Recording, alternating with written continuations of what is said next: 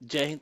दोस्तों, आज हम बात करेंगे कि जो 4-5 दिन बाद परीक्षा होने जा रहा है यूजीसी नेट का, अंतिम रणनीति क्या होनी चाहिए। हमें किस तरह से 4-5 दिन फोकस करना चाहिए कि नेट और जीआरएफ की परीक्षा में हमारा रिजल्ट फिक्स हो जाए। आज उसी की चर्चा करेंगे, पूरी वीडियो को ध्यान से देखिएगा।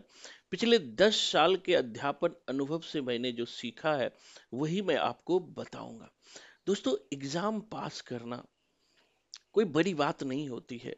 एक रणनीति होनी चाहिए, एक टेक्निक होनी चाहिए, एक तरीका होना चाहिए।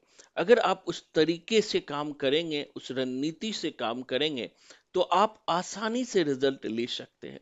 मैं भी हिस्ट्री, हिंदी, बुद्धिज्म में मैंने भी जेआरएफ किया है। तो एक रणनीति थी, एक स्ट्रेटजी थी। इन स्ट्रेटजी में खास करके जो फर्स्ट पेपर है और सेकंड पेपर आपका सब्जेक्ट है, चाहे वो हिस्ट्री हो सकता है, हिंदी हो सकता है, ज्योग्राफी हो सकता है, पॉलिटी हो सकता है। सबसे पहले मैं बात करेंगे फर्स्ट पेपर की। दोस्तों, फर्स्ट पेपर में भी सब्जेक्ट की तरह 10 यूनिट होता है। हर यूनिट का लेवल 5 प्रश्न का होता है। कुल 50 क्वेश्चन आपसे पूछे जाते हैं। तो हमारी रणनीति होनी चाहिए कि हम कैसे 35+ क्वेश्चन सही कर सके। इसके लिए कुछ टेक्निक की जरूरत है दोस्तों। सबसे पहले तो हर यूनिट पर एक समझ विकसित कीजिए। आखिर हर यूनिट में किन किन बातों पर ज्यादा जोर दिया गया है। सिलेबस को सामने रखिए और क्वेश्चन बैंक को सामने रखिए और हर पहलू को देखिए। चाहे वो कंप्यूटर के सवाल हो, कंप्यूटर के सवाल डायरेक्ट पूछे जाते हैं, अगर नोट्स भी अच्छे से पढ़ लिया तब भी बना लेंगे। हायर एजुकेशन, इन्वायरमेंट, यहाँ से डायरेक्ट सवाल पूछे जाते हैं। और खास करके जो कथन और तर्क वाले, कारण वाले सवाल होते हैं, इन सवालों को आसानी से बनाया जा सकता है। बस है कि उस पर समझ विकसित कीजिए और कहना क्या चाहता है। क्वेश्चन को सही से पढ़िए। कभी कभी क्या होता है कि क्वेश्चन में नहीं लगा हुआ है या है लगा हुआ है, तो वहां हम कंफ्यूज करते करते हैं। तो कंफ्यूज नहीं करना, क्वेश्चन को सही से पढ़ना है, कॉन्फिडेंस में रहना है और एक एक चीज को कोशिश करना है कि जो इजी सवाल है, जो आसान सवाल है, उन सवालों को हम जल्दी बना लें। और जो टफ सवाल है, जैसे रीजनिंग का सवाल है या डीआई का सवाल है, लॉजिकल रीजनिंग का सवाल है, ऐसे सवाल को बाद में बनाइए। और कोशिश कीजिए 50 का 50 सवाल बन जाए, आपसे कोई भी सवाल ना छूटे। खास करके मैं आपको कहना चाहूंगा कि खास करके टीचिंग एप्टीट्यूड, रिसर्च, कम्युनिकेशन, यहाँ से सवाल डेप्थ में पूछे जाते हैं। यहाँ से जो सवाल पूछे जाते हैं, जैसे मैस्लो लॉ पूछ लेता है या कभी व्यवहारवाद पूछ लेता है, का टीचिंग एप्टीट्यूड में कभी सिद्धांत पूछ लेता है कि कभी गिरेगने का सिद्धांत क्या है, तो कभी पियाजे का सिद्धांत क्या है, कभी वाइगोस्की का सिद्धांत क्या है, मूर का सिद्धांत क्या है, स्किनर का सिद्धांत क्या है। तो इन सबको देख के जाइए। और रिसर्च में भी रिसर्च मॉडल सब पूछ रहे हैं, सामान्य रिसर्च नहीं पूछ रहे हैं। जो हमने रिसर्च मॉडल पढ़ाया है, रिसर्च से संबंधित टेक्निक पढ़ाया है, उन टेक्निक को दीजिए। कम्युनिकेशन में एक दो क्वेश्चन कम्युनिकेशन के मॉडल से पूछता है। तो जो नोट्स में कम्युनिकेशन मॉडल्स है, कम्युनिकेशन के आधार है, क्या क्या कम्युनिकेशन में बातें हैं, उनको पढ़ के जाना है। अगर उनको आप पढ़ के जाइएगा तो आप अच्छे स्कोर की तरफ बढ़ सकते हैं।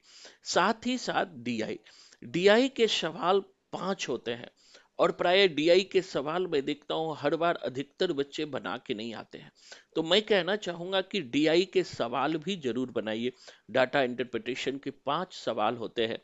और अब जो डीआई के सवाल पूछ रहे हैं, बहुत ही आसान सवाल पूछ रहे हैं, कोई टफ सवाल नहीं होता है, सिंपल सवाल होता है। तो मात्र 2-3 साल के जो पीछे डीआई पूछे गए हैं, उन डीआई को रिवीजन कर जाइए। और पीछे के डीआई का ही रिवीजन हो रहा है, बस नाम और डाटा चेंज हो जा रहा है, कोई अंतर नहीं आ रहा है। तो आप डीआई के सवाल को भी बना सकते हैं। अगर आप जेआरएफ लेना चाहते हैं तो प्रथम पत्र में अच्छे स्कोर का होना जरूरी है। अगर प्रथम पत्र में आपने अच्छे स्कोर नहीं किया तो फिर आप जेआरएफ आपका रुक जाएगा। तो प्रथम पत्र अच्छे से रिवीजन कीजिए। कम से कम जो जितने नोट्स है उनको फटाफट एक बार रिवीजन कर जाइए। और जो 3 ईयर के सवाल है, खास करके 2019 से 2024 के सवाल जो पूछे गए हैं हर यूनिट से, उन सवालों का एनालिसिस करके जाइए। मैंने क्लास में भी उन सवालों को यूट्यूब पर भी एनालिसिस करके बताया है कि हम कैसे रटिए उसे मत कि हमने टिक मार लिया और याद कर लिया। इसे में कभी सवाल आपसे एग्जाम में बनेगा नहीं, क्योंकि सवाल कॉमन सेंस के होते हैं, सवाल अंडरस्टैंडिंग बेस्ड होते हैं। ऐसे सवाल को आप पहले समझिए, उस पर समझ विकसित कीजिए, फिर उनको बनाइए। अगर कोई सवाल नहीं बन रहा है तो नोट्स पलट के देखिए और क्या क्या बातें हैं। कुछ चीजें अगर नहीं समझ आए तो गूगल का भी साथ ले सकते हैं, हमारा नोट्स तो पूरा है ही। तो इन पर काम करना है। अगर इस तरह से काम करके जाएंगे परीक्षा हॉल में तो आप प्रथम पत्र में अच्छे स्कोर कर सकते हैं।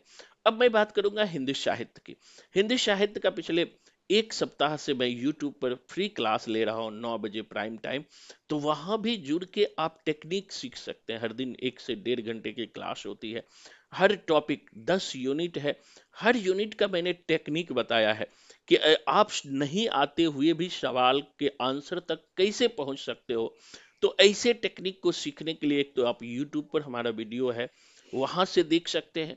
दूसरा, इसलिए हम YouTube के वीडियोस को मोनेटाइज भी नहीं कर रहे हैं, सिंपल आपको दे रहे हैं कि बीच में आपको प्रचार के थ्रू जो है, एड के थ्रू आपको डिस्टरबेंस ना हो। इन चीजों का मैं खुद ध्यान रखा हूं जिससे आपका करियर बने। दूसरी तरफ की प्रथम पत्र में भी 10 यूनिट है। खास करके पहला ही यूनिट जो है भाषा का है। तो दोस्तों, भाषा के डेवलपमेंट को खास करके 3 ईयर रिवीजन करके चले जाइए, क्योंकि जो भाषा का सेक्शन है उसी 10 ईयर से बार बार सवाल पूछ रहा है, उसी से रिपीटेड होता है। और खास करके देवनागरी, अपभ्रंश, खड़ी बोली, इनका डिस्क्रिप्शन पढ़ के जाइएगा, क्योंकि यहां से पूछ लेता है कि निम्नलिखित में से देवनागरी लिपि के बारे में क्या सही है, या किसी अपभ्रंश के बारे में क्या सही नहीं है, या खड़ी बोली के बारे में क्या सही है, या भाषा की उत्पत्ति कैसे हुई है, जैसे संस्कृत, प्राकृत, पाली, अपभ्रंश, इन सब की विशेषताओं, इन सब की कमियों, और कि जो व्याकरणिक सेक्शन है, व्याकरण का सेक्शन है, कुछ व्याकरण के सेक्शन को भी आप देख के जाइए, क्योंकि व्याकरण के सेक्शन से भी 1-2 सवाल पूछे जा रहे हैं। दूसरी तरफ हिंदी साहित्य का इतिहास है, जो संपूर्ण इतिहास मैंने आपको कोडिंग से कराया। लगभग 30% क्वेश्चन जो हिंदी साहित्य के इतिहास से पूछा जा रहा है। 30% क्वेश्चन बहुत मायने रखता है ऑब्जेक्टिव सेक्शन का। पिछले क्लास में हमने ऑब्जेक्टिव सेक्शन और सब्जेक्टिव सेक्शन दोनों यूट्यूब पर कराया है, उसे भी देख सकते हैं। तो जितने भी फेमस कवि हैं, उन फेमस कवि की रचनाओं को डेट सहित रिवीजन कर जाइए अगले 3-4 दिन में, जिससे कि चाहे वो कविता हो, चाहे वो नाटक हो, चाहे वो उपन्यास हो, चाहे वो कहानी हो, चाहे अन्य गद्य विधा के सेक्शन हो, ऑब्जेक्टिव सेक्शन, सब वेस्टर्न काव्य हो, इन सबको जल्दी जल्दी रिवीजन कर जाइए। और इस रिवीजन का फायदा ये होगा कि एग्जाम में आपसे गलतियां नहीं होगी।